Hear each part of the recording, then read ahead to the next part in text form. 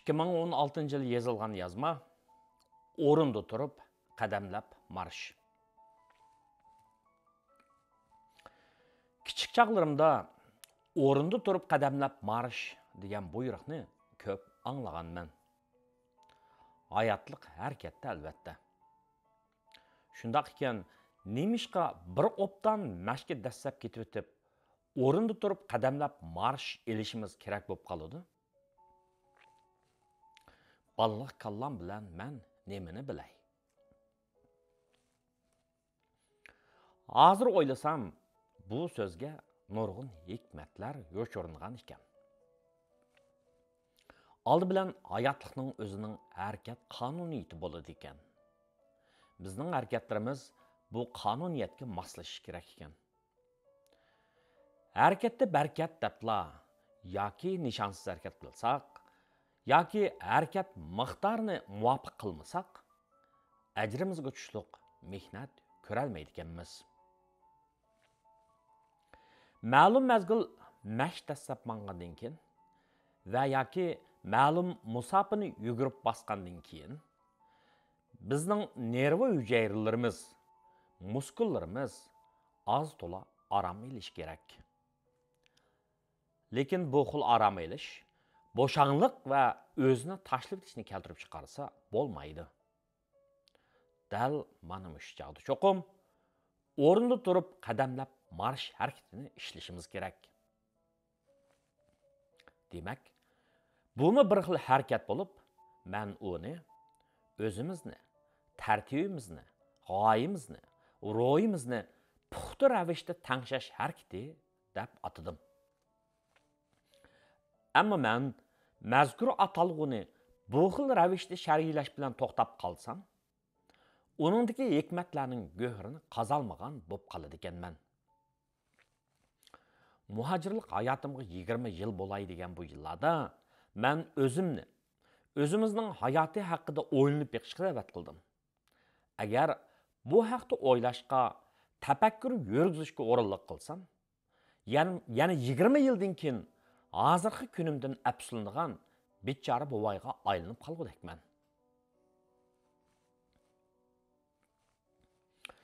Hozirgi zamondagi mutafakkirimiz marhum Abdushukur Muhammad Emin apandining yozmalarini maktab kutubxonasida ishtiyoq bilan o'qiydiganim esimda. Hozir kaynimga burilib qarab, bu haqda aslasam, bu kishida mujassamlangan zamonimiz kishilaridagi kamdan kam uchraydigan oldin ko'rarlik, tag'irsiz raqobat tuyg'usi, aqlning azobidan tug'ilgan andisha hissiyoti, mas'uliyatchanlik oramsizligi, taraqqiyot beparvoligiga cho'kkan top haqidagi vijdon nolasi meni bakli qoyil qiladi.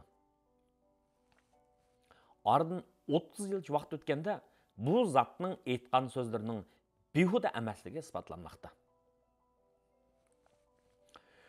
O'ylanish ichida ilgirlash nomli o'z vaqtida jamiyatda zilzila paydo qilgan adabiy axborotda mazkur zotning oliy maktabga imtihon beradigan yoshlarimizning matematikadan 60 nomer ololmasligidan xo'rsinishga o'rin berilgan. Bu gapni ayni chaqda yoshlarga xos tantaklik bilan tushunib ekanman. 1-2 yilning oldida Bostonga kelgan korxonchi inimizdan biri menga Harvard universitetini ko'rsatmamsiz muallim dedi. Bo'ldi deb Harvard sanasiga boshlab borganimda 2 yil so'zlamamsiz muallim dedi. Yoshlik eslarim qaynab turgan kishi bo'lganim uchun hech bir o'ylanmayla. Talant sahnasiga chiqmay Harvard sanasiga kelinglar. O'zinglar kelmasanglarmi, balanglarni avatinglar deb so'zlab qo'ydim. Bu sin videosi intayin tezlikda tarilib ketibdi.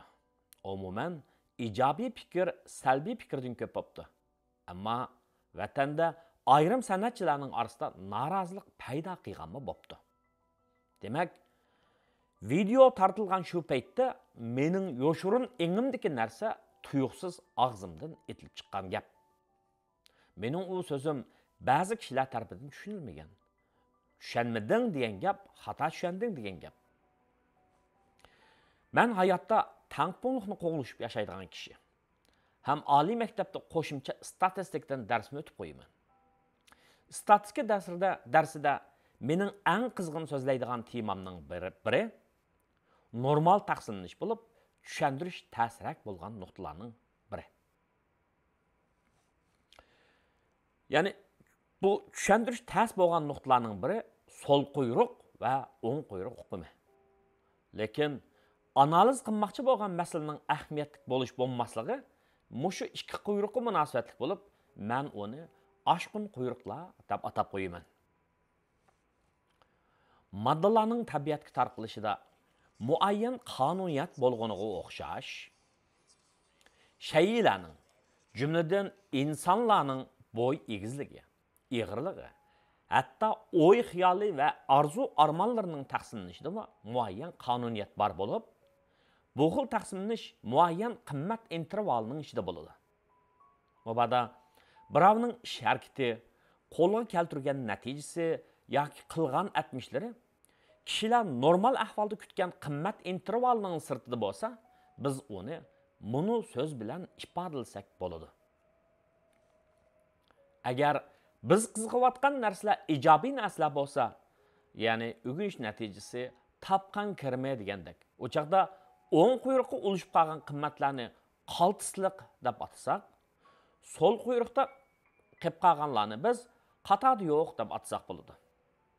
Mubada biz qiziqayotgan narsalar salbiy narsalar bo'lsa, masalan, muayyan bir taraflama qimmat qarash va yoki badan ig'irligi.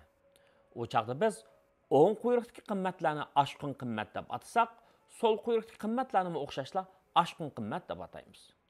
Chunki bularning har ikkisi normal emas. Shuni biz yaxshi ishlarda qatorda yo'q bo'lib qilishni nazar aylab, qaltislikni qo'llashimiz kerakki, hargizmi nachar ishlarni qo'llashadigan oshqunlardan bo'lib qolmasligimiz kerak. O'rnida turib qadamlab marsh buyruqi har birimizga qilayotgan ishimiz, qo'llashayotgan narsamiz haqida o'zimizni tanishib bilish, puxta o'ylab bilish fursatini yaratib beradi. Biz bir shaxs sifatida har doim o'zimizni tanishib turishimiz kerak ekan. O'zaro bog'lanib ketgan dunyoda bir to'p sifatida texmi o'rnida turib qadamlab marsh buyruqqa quloq solishimiz kerak ekan. Men vatandan ayrilganga 20 yilcha bo'ldi. Bu jarayonda ko'rganlarim, o'ylaganlarim ko'p bo'ldi. Dunyo bilishning insoniyatga elib kelayotganlarini ko'rib turibman. Tushungan sari mundaq bir xulosaga kelib bo'ldim. Hech kimdan umid kutma. O'zingning ishiga puxta bo'lib, qadamlarini göz tassa. Hammasi o'z ko'michiga cho'q tortadi. Xalqninkiga avaz qilishimiz o'zimiznikini yo'qitib qo'yish hisobi bo'lsa, bu bir ziyon chiqadigan ijtimoiy savdo bo'ladi. Bizda chatnab qilish deydigan so'z bor. Qo'zi tug'ib berdi deb umid qilgan sog'liq qo'yingiz bal tashlab o'tadi. O'xshaydigan bo'ldi deb qo'ygan o'pka isplaringiz cho'lib ketdi. Hatto qetiq uytiman deb yiqqan kala sutlaringizmi erib ketadi. Bularning sababi nima? Boshqalarning tili tekkanlikdanmi, sizning beparvoligingizdanmi va yoki temperaturning ta'siridanmi va boshqa sabablardanmi? Qandaq bo'lsa-bo'lsin, chatnab ketish bir xil benormallik. Uning ilib keldigini mo'lcharligisiz ziyondir. Bu shaxsning tushkunligidan boshlanib, bir to'pning chaq-chikidan bo'sib ketishini keltirib chiqardi. Yog'ochni qurt yeydi degan hikmat bekorga aytilmagan. O'z-o'zidan gumonlanib, boshqalarga cho'qinib ketganlar chatnab ketadi. Mustahkam maydonda tura olmay, qamg'oqdek uchib ko'rdiganlar chatnab ketadi. O'zidagi esil go'harlarni asramay, yatlarning madaniyatiga dum tushganlar chatnab ketadi. Bu xildagi kishilardan ismini o'zgartirib oladigan, millatini chanadigan va hatto e'tiqodini o'zgartirib oladiganlar chiqadi. Men 20 yillik chet elda yashash hayotimda taraqqiy qilgan el kishilarining ko'proq logikaga tayinib yashaydiganligini, fan ma'rifining kuchiga bak ishonadiganligini, ijodiylik va yangilik yaratishga intilganligini, qonun tuzumi engining foyda ziyon tushunchasining yuqoriligini his qildim. Qisqasida nisbatan tartiblik bo'lgan qonun bilan idora qilingan jamiyatni barpo qildi. Shuning bilan yana bu jamiyatlarda nurg'un ijtimoiy illatlarning mavjudligini hayron qoldiganim, bizning ba'zi kishilarimizning bulardagi aktiv tarafni emas, nachar tarafni asan qabul qilib olganini his qildim. Bundaqcha aytganda, bizning ba'zi kishilarimizdimi chatnab ketayotganlar chiqili turibdi. Nacharlik aynib ketsa, uning balasi hammaga. Biroq uni yo'q chiqimi kuch kerak. O'rinda turib qadamlab marshi qalbi o'yg'oq har bir kishiga bu haqda o'ylanish, mag'duri to'plash fursatini berdi, albatta.